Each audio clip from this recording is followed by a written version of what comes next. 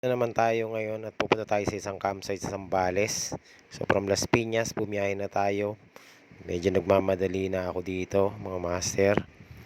At habang tayo papunta, meron tayong nadaanan na flammable truck na nag-overshoot dito sa may bandang malapit dito sa may kuhaan ng buhangin. Yan, so bumili muna ako ng tinapay, tinuro ng babae at tumiretso na ako. So malapit-lapit na tayo sa ating pupuntahan dahil hindi ko alam, tumingin ako sa mapa para hindi tayo maligaw. So titingin-tingin pa nga ako dyan, nahanap ko yung tamang daan at dyan napuntahan na natin yung tamang daan. So diretso lang, medyo kapatagan ito. Hindi ko alam kung saan talaga ako pupunta dito. At ito, meron ako nakitang mga solar panel na nasa left side natin. So dumiretso pa rin ako dyan. Tapos pagdating sa dulo, tinignan ko meron na namang mga kalsada na hindi ko alam kung saan ako pupunta. Kaya tumingin ulit ako sa mapa. So pinasok natin tong kalsada na to na nagsasanga, syempre dalawa sa kanan laging tama, kaya dumiretso tayo sa kanan. At titingin na naman tayo sa ating mapa kasi nga hindi natin alam, manaliligaw tayo. Tingin na naman sa mapa ulit at dumiretso ako. Tumingin na naman ulit ako sa mapa at dumiretso na naman ako. So hindi ko alam kung talaga at hanggang sa makarating tayo dito sa may gate. At ito na po ang Camp Sitio Tangal. Siyempre ako'y nagmadali kasi ako'y pagod. Sinet up ko na yung ating tent na napakabilis i-set up.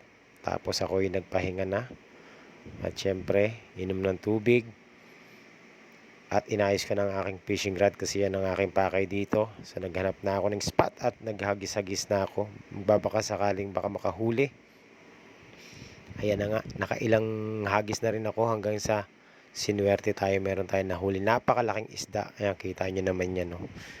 Ayan, at pangalawang isda natin ng lapu-lapu.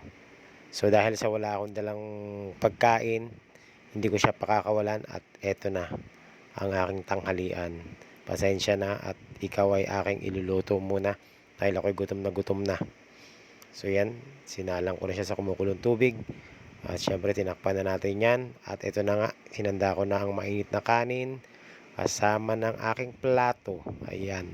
So unti-unti na natin bubuksan yung ating kanin. At syempre maglalagay tayo dyan sa ating plato na yan. At yan na po ang aking nahuling isda na may sabaw. Ayan na siya. So nagutom ako talaga ng gusto sa aking biyahe, kaya naman tayo kakain at magre-relax mga master.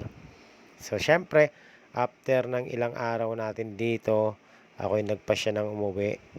Ayan, at medyo ang bilis ng kilos ko dyan, nag super science na ako. Kita nyo naman, no? Napakabilis ng kilos ko, level 10 na yan, super science na yan mga master. So meron pa tayong kausap dyan, yung may-ari. So nagpaalam ako sa kanya na ako'y uuwi na dahil wala na akong pagkain. Kaya liligpit ko sa loob, nagbihis ako. Kita nyo naman paglabas ko dyan, ako ay hubo na. Ayan, oh. Ang bilis ng kilos ko talaga, nakita nyo naman mga master. So dito po sa Camp Sitio Tangal, ang isa sa best experience ko sa pagka-camping dahil mabait nung may-ari. Kaya naman sa mga susunod na camping natin, babalikan natin tong campsite na to. O sa mga nagtatanong, dito lang po ito sa Zambales, sa sitio ng Tangal. Kaya siya tinawag na Camp Sitio Tangal. Yan. So 3 days po ako dito. Actually hindi kompletong 3 days. Pero dahil kulang na tayo sa resources, ay kailangan na nating bumalik na Maynila para tayo ay umuwi na. So ayan, ang bilis ng ligpit ko. Kita nyo naman, no? Yan, talaga naman, no? Parang super science na. Syempre, pagkatapos ko magligpit ng mga gamit ko na yan, isi-set up na natin yan sa motor. At tayo po ay dire-diretso ng uwi. Yan, so bihis na ako. Ang bilis ko magbihis talaga. Grabe talaga mga master. Makita nyo, galawang pang international yan.